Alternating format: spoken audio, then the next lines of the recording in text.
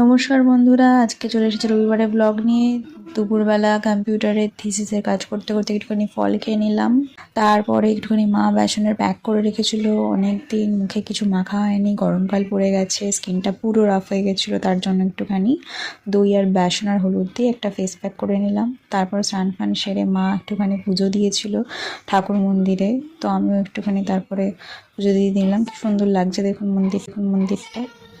এটা হচ্ছে আমাদের ডাইনিং রুম থেকে বাইরের ভিউটা। পাশের বাড়িতে কি সুন্দর একটা বড় আম গাছ।